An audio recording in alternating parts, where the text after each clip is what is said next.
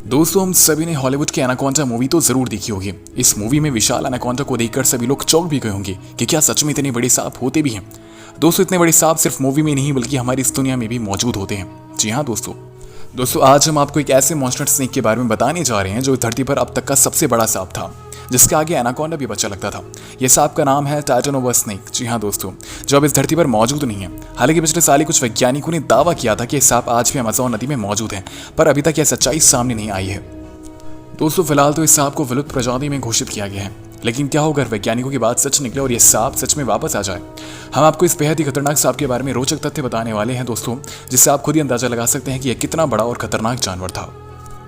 दोस्तों, वैसे तो आज के समय में एनाकोंडा को ही दुनिया के सबसे बड़े सांपों में गिना जाता है, क्योंकि कई फीट लंबे और विशालकाय होते हैं, जो किसी भी बकरी या हिरण को सीधे निकल जाने की क्षमता रखते हैं। लेकिन क्या आप जानते हैं दोस्तों कि डायनासोर के काल में पाए जाने वाले टाइटेनोबा नाम के सांप एनाकोंडा से भी कई गुना विशाल बड़े होते थे। जी हाँ, टाइटेनोबा को धरती पर मौजूद अब तक का सबसे बड़ा सांप माना जाता है और इसी वजह से इन्हें मॉन्स्टर यानी दैट स्नेक के नाम से भी बुलाया जाता है।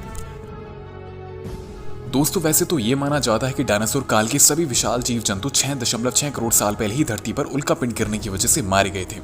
लेकिन साल 2018 में अमेरिका के कुछ वैज्ञानिकों ने यह दावा करके सबको चौंका दिया था कि टाइटेनोबा जैसे सांप आज भी जिंदा है। जी हाँ दोस्तों, यह इतना बड़ा है कि किसी भी बड़े मगरमच्छ को आसानी से निगल सकता है।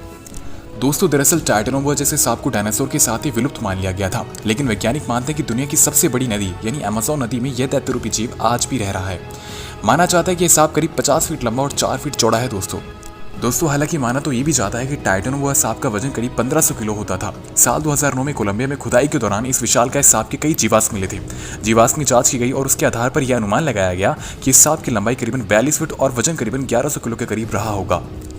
दोस्तों, बड़ी लाजमी सी बात है, आप सोच रहे होंगे कि इस विशालकाय सांप का नाम आखिर टाइटेनोबा ही क्यों रखा गया।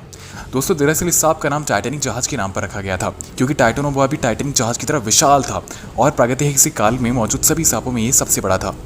दोस्तों, आपको जानकर बड़ी हैरानी होगी कि टाइटेनोबा जैसे सांपों का इतना विशालकाय होना उस समय के तापमान को बताया जाता है, जो कि 90 डिग्री सेल्सियस हुआ करता था, और ये ठंडे खून वाले जीव जैसे कि टाइटेनोबा को बढ़ने के लिए अनुकूल तापमान था।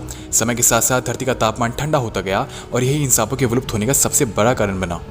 दोस्तों, माना तो ये तक जाता है कि टाइटेनोबा आजकल के बड़ी सांपों जैसे एनाकोंडा और पाइथन की तरह शिकार को लपेटकर उसका दम घोटकर नहीं मारते थे, बल्कि शिकार को लपेटकर एक जोरदार वार करते थे और शिकार तुरंत मर जाता था।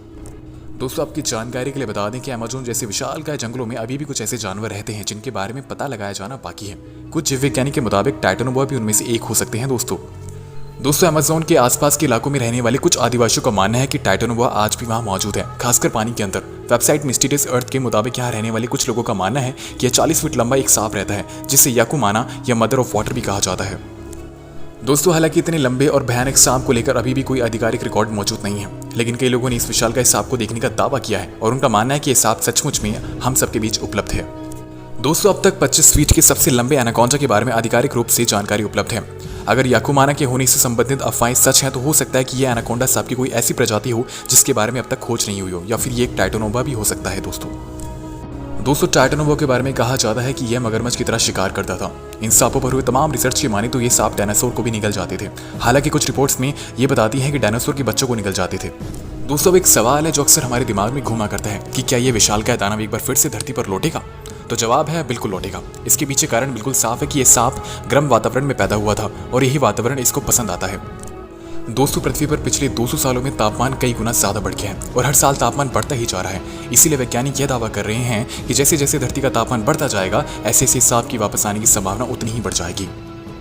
दोस्तों, पृथ्वी के गर्म वातावरण की वजह से सन 2012 में एक सांप की खोज हुई थी, जिसकी लंबाई करीब 10 मीटर यानी टाइटेनोबा स्नेक से सिर्फ 4 मीटर ही कम। इसके अलावा पिछले साल जीव वैज्ञानिक ये भी दावा कर चुके हैं कि विशालकाय सांप अमेज़न नदी में होने की संभावना है। अब सच्चाई क्या है वो तो आने वाले समय में ही पता चलेगी। दोस्तों, अब टाइटेनोबा सांप जिंदा है या नहीं, ये तो इसके बारे में दावे करने वाले वैज्ञानिक ही जाने, क्योंकि अभी तक इसकी पुष्टि नहीं हो पाई है। हालांकि इतना जरूर है कि अमेज़न नदी इतनी बड़ी है और लंबी है कि टाइटेनोबा जैसे सांपों को ढूंढ पाना लगभग नामुमकिन ही है, क्योंकि अमेज़न जंगल और नदी इतने विशाल हैं कि इनके अंदर घुसने की हिम्मत कोई नहीं जुटा पाता। खैर दोस्तों, आपका क्या मानना है टाइटेनोबा स्नेक के बारे में कमेंट्स करके हमें जरूर बताएं। और दोस्तों, हम उम्मीद करते हैं कि आपने इस वीडियो से बहुत कुछ नई बातें जानी होगी। अगर दोस्तों आपको हमारी वीडियो थोड़ी सी भी खास लगी हो तो प्लीज़ इस वीडियो को लाइक करें और शेयर कीजिए अपने दोस्तों के साथ। और अगर आप हमारे चैनल पर नए हैं तो प्लीज़ हमारे चैनल को सब्सक्राइब करें, क्योंकि मैं हर हफ्ते ऐसी अमेजिंग वीडियो लाते रहता हूँ। तो मिलते हैं ऐसी अमेजिंग वीडियो के साथ, तब तक के लिए बाय बाय।